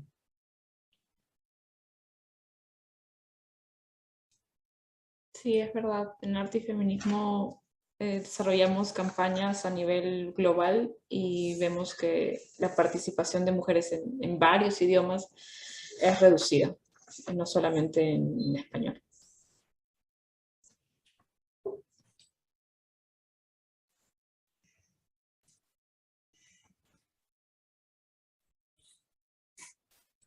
Bien, yo quería hacerle una pregunta a Karen y una a Carmen. Y para Karen es, mañana tenemos el taller de Wikipedia y el objetivo es poder crear las páginas de las mujeres incluidas en tu proyecto que todavía no están en Wikipedia, mejorar las páginas que ya existen. Y te quería preguntar qué claves de escritura debemos tener en cuenta al escribir sobre la historia de las mujeres en base a tu experiencia con el desarrollo del proyecto. Mira, yo lo que creo es que ustedes han identificado muy bien cuáles son los errores, ¿no? Los sesgos, ¿no? Y un poco en la explicación que yo puse de cómo llego cómo me inspiro en realizar el proyecto, yo creo que ahí hay, ¿no? Mucho. Yo más bien diría que yo he encontrado los datos más valiosos en fuentes que no me he podido imaginar encontrar, ¿no? Como archivos familiares, ¿no? Dora Madueño, por ejemplo, si no es por su nieto que quiere rescatar la historia de su abuela, seguiríamos pensando que la primera alcaldesa del Perú fue esta señora aristócrata limeña, ¿no? Designada por una junta militar, porque la abuela, bueno, fue alcaldesa 20 años antes, pero en una provincia pequeña del Perú, pero fue la primera alcaldesa del Perú. Y otra historia muy importante, por ejemplo, es Rosa Augusta Rivero Ricaldi, ¿no? Que esta foto maravillosa de Martín Chambi, donde hay una mujer dando un discurso, ¿no? A un montón de hombres, y fue la primera abogada graduada de la San Antonio Abad de Cusco. Yo tengo la foto de su promoción, donde es ella sola en una promoción de 40 hombres, ¿no? Abogados. Y si no es por la familia, tampoco sabríamos qué es ella, porque el Mali hace una exposición de Chambi y confunde a esta mujer con Magda Portal y pone en la cartela, ¿no? Que es Magda Portal. Y si no es por la familia que dicen, hey, no es Magda Portal, es Rosa Augusta Rivero Ricaldi, es mi abuela, ¿no? Y acá tengo la foto, y acá tengo las fuentes, y aquí tengo los documentos, y aquí tengo esto, ¿no? Y si no fuera por eso, tampoco lo sabríamos, ¿no? Entonces yo creo que hay que en el caso de las mujeres, la forma, lo que tú mencionabas, Melissa, de que los artículos, si bien existen, tienen poca calidad, y esta ausencia de falta de referencias, yo creo que es buscar en las fuentes más insospechadas, en la prensa, por ejemplo, ¿no? Las artistas salieron reseñadas en prensa, entonces a veces con la fecha tú te puedes ir a buscar a los archivos, ¿no? No, definitivamente no todo sale de internet, ¿no? Prestar atención a estas investigaciones que han surgido últimas a profundidad. En los últimos años ha salido un libro dedicado específicamente hay un libro sobre Miguelina Costa, un libro entero sobre María Vice, un libro entero sobre Soy la Aurora Cáceres, un libro entero sobre María Jesús Alvarado, un libro entero sobre otra mujer que sale, sobre Teresa González de Fani, hay un libro que me he comprado sobre la huelga de Huacho y las mujeres, ¿no? Y todos ellos son de investigadores a los cuales si tú miras, bueno, a mí me sirvió mucho para los archivos impostores mirar sus fuentes, ¿no? Porque además te vas a dar cuenta que formaron redes, ¿no? Y eso te va a jalar a sacar aún más figuras a la luz. Entonces yo creo que es eso, ¿no? Mirar, mirar estas investigaciones, mirar estos archivos, ¿no? ¿Dónde estamos buscando, ¿no? Las historias de las mujeres. Definitivamente, yo estoy de acuerdo, ¿no? Que lo que decía Jacques Derrida, que la organización del archivo es un espacio de poder, ¿no? ¿Qué cosa visibilizas, qué cosa ocultas, censuras, revelaciones, ¿no? Dice tachaduras y revelaciones, ¿no? Habla de esto, ¿no? Entonces, como un mismo hecho, y eso es lo que yo he visto, ¿no? Esos hechos sucedieron. Algunos tienen archivos, ¿por qué no los hemos mirado, no? ¿Por qué no hemos mirado esos archivos? ¿Por qué no son archivos populares? ¿Por qué no son fotos icónicas, no? Porque han sido silenciados. Entonces yo pienso que hay que tener mucho ojo para un trabajo de archivo bien meticuloso, creo, para poder seguir descubriendo más mujeres o obtener datos de más relevancia, inclusive para los artículos que ya existen, ¿no? Perfecto, me encanta tu respuesta porque aquí está presente el señor Sixto Seguildo Regaray. Él es hijo de Apolonio Regaray y él nos apoyó brindándonos las fuentes para poder escribir el artículo sobre su mamá, que es una de las cultoras del mate de Cochas, una de las artistas tradicionales probablemente más importantes del Perú. Y no hubiera sido posible hacerlo sin el apoyo del señor Sixto. Entonces, veo que sí, que el trabajo que tenemos que hacer requiere mucho de hacer ese trabajo como de primario, de irse a buscar las fuentes, y eso lo hace divertido desde mi punto de vista, ¿no? Lo hace bastante rico, entonces, bueno, para las chicas que van a asistir mañana, ya tenemos esas pautas para el trabajo que vamos a hacer. Y para Carmen, bueno, un poco ya lo mencionaste en tu presentación, pero si pudieras darnos algunos consejos concretos desde tu perspectiva como wikipedista al momento de editar Wikipedia, ¿qué nos puede servir para hacernos esta experiencia más fácil, más placentera? Pues creo que lo primero es que traten de editar en compañía de otras wikipedistas. O sea, lo que va a pasar mañana es muy buena opción para empezar a editar Wikipedia. Lo segundo es que no tengan miedo de preguntar cualquier cosa. O sea, yo sé que es muy cliché y todo el mundo dice, no hay preguntas tontas, pero en serio, no hay preguntas tontas. O sea, hay cosas que yo después de 10 años, de pronto me preguntan y digo, no sé, nunca lo he usado, ¿no? Y entonces investigo y podemos dar como una respuesta. La otra es que lo van a ver mañana en el taller, tienen que tener mucha certeza de que la mujer de la cual van a escribir cumple con los requisitos de relevancia enciclopédica que marca Wikipedia. Si bien no hay ninguna regla que te diga que sí, que no tiene relevancia enciclopédica, en estos años nosotras hemos identificado que si no es factible encontrar más de 5 referencias que pueden ser en línea o pueden ser no en línea, ¿no? O sea, como bien decía Karen, o sea, no nada más está todo en internet, ¿no? O sea, hay libros, hay libros muy viejos que no están digitalizados, hay periódicos que no están en línea. Entonces, si ustedes no consiguen 5 referencias, eso lo digo porque es el número que nosotros nos hemos dado cuenta, ¿no? Puede ser que haya artículos con menos referencias y que permanezcan, pero si es difícil encontrar este número de referencias, es mejor que cambien de persona de la cual van a escribir, porque esto quiere decir que va a ser difícil demostrar esa relevancia enciclopédica, ¿no? Ante la comunidad. Y la otra es que no se asusten, o sea, si les mandan a borrado, si les borran el artículo, todavía hay varios pasos que hacer, no están solas, no, a todas nos ha pasado. Yo el otro día estaba viendo mis números porque pese a que llevo muchos años editando Wikipedia, no tengo tantas ediciones como las tiene un hombre, por ejemplo, pero estaba viendo que yo he creado 700 artículos nuevos y me han borrado 52. O sea, se me hace que es un número bastante alto porque es casi el 10% de los artículos que he creado, ¿no? Es verdad que llevo como 2 años que no me borran artículos, pero tenía 4 años, 5 años editando Wikipedia y me seguía pasando, ¿no? O sea, no se asusten, no es el fin del mundo, no avienten la compu, como yo intenté hacer la primera vez que me borraron. O sea, hay muchas cosas que se pueden hacer y no están solas, ¿no? Yo por aquí, o sea, estoy muy contenta porque van a tener este acompañamiento y esta guía con el taller y con la edición o sea, como que no van a andar solas, pero me gustaría de todos modos dejar por si en un futuro se tienen alguna duda que ya no estén en la editatona y tal, me gustaría dejar, tenemos un grupo de Telegram,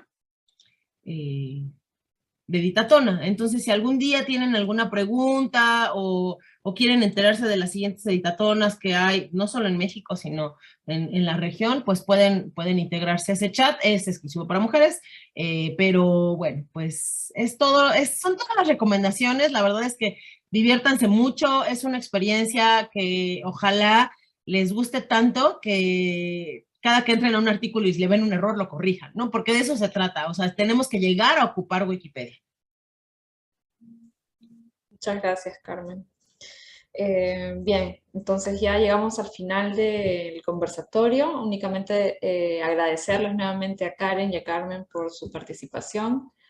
De verdad que estoy muy, muy agradecida, hemos aprendido muchísimo, siento que esto nos motiva más a hacer este trabajo.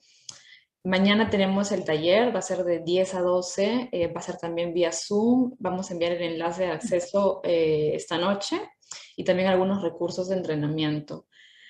Vamos a tratar de empezar puntuales porque tenemos poco tiempo, entonces les recomendamos conectarse 5 minutos antes de las 10. Creo que si no hay más preguntas, agradecerles a todas por venir el día de hoy. Y bueno, quizás sí comentar que Wikiacción Perú es un proyecto que tiene un financiamiento de la Fundación Wikimedia y gracias a eso podemos tener un programa más continuo de actividades, ¿no? Entonces, si ustedes tienen dudas sobre Wikipedia, sobre estos temas de investigación, sobre mujeres, pueden escribirnos. Patricia es quien ve las comunicaciones, entonces siempre estamos muy pendientes. Tenemos varias actividades que vamos a realizar a lo largo del año. En el caso de género tenemos la Editatón que se viene en marzo del 2020 y vamos a organizar también un encuentro número 2 de Wikimujer Perú. Todavía no tenemos definido el tema, así que estén pendientes y esperamos verlas en nuestra siguiente actividad. Muchas gracias.